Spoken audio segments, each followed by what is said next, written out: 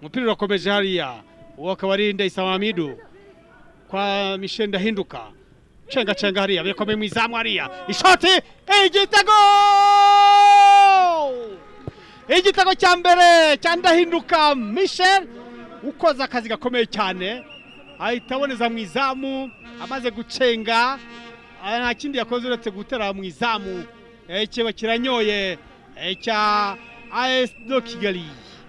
Urabona ukuntu yabigenjeje acenga wa mbere ahita kubita muzinga akundi igitego cya mbere akinnye neza mu byukuri akinye neza ariko ni passe nanone itanzwe na Ndayisaba Hamidu wari umaze gukina nabi mu kanya tubona ndetse no mutoza itahagurutsa Kevin Ngoze kuba yamusimbura niko mbikeka ariko atanze passe kwa Ndahinduka ivuye mu gitego hana neza cyane AS Kigali uyu ni Kalenda ahereje shot rikomeye cyane igitego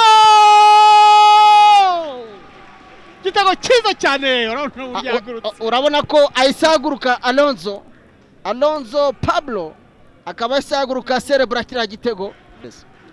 Na mpendo mtazamaji, tayari magoli mawili ya AS Kigali wanaonyesha jinsi gani mchezaji Hamidu Ndaisaba alivyoweza kuandika bao la pili, bao safi kabisa ambapo amepiga shoti kali.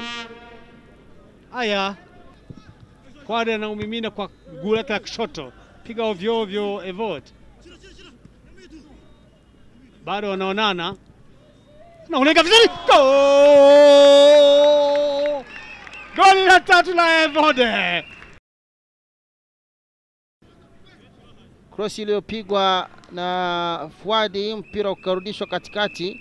Ndayisaba Hamidu akamwekea kidogo, halafu akamimina ndani. Fresh kabisa. Amemlenga vizuri. Mlinda mlango jinsi alivyokuwa amesimama. Wanaonyesha jinsi alivyogeuka goalkeeper. Habineza Samuel akakuta nyavu zinawacheza.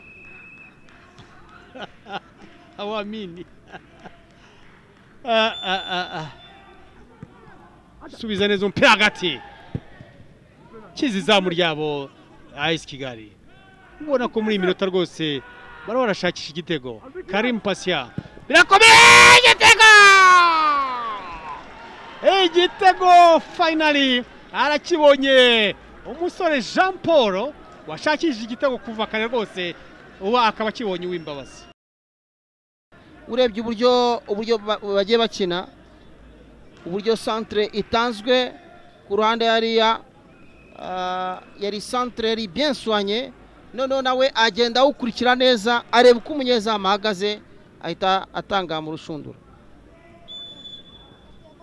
Nibyo ubu rero ni ibitego kugeza ubu ni 3-1. AS Kigali ibitego 3 Kirehe 1. Kuri decoder Azam TV wasanga amasheni arenga 140. Igurire decoder Azam TV hamwe na antene yayo y'igisahani ku mafaranga 25,000 yonyine. Ushobora kugura ifatabuguzi rya Azam Pure ku 3,500 gusa ku kwezi. Hari kandi ifatabuguzi rya Azam Plus ku mafaranga 4,500. Wakwigurira kandi Azam Play ku mafaranga 6,500. Mwaduhamagara kuri 0728502002. Azam TV, imyidagaduro kuri bose.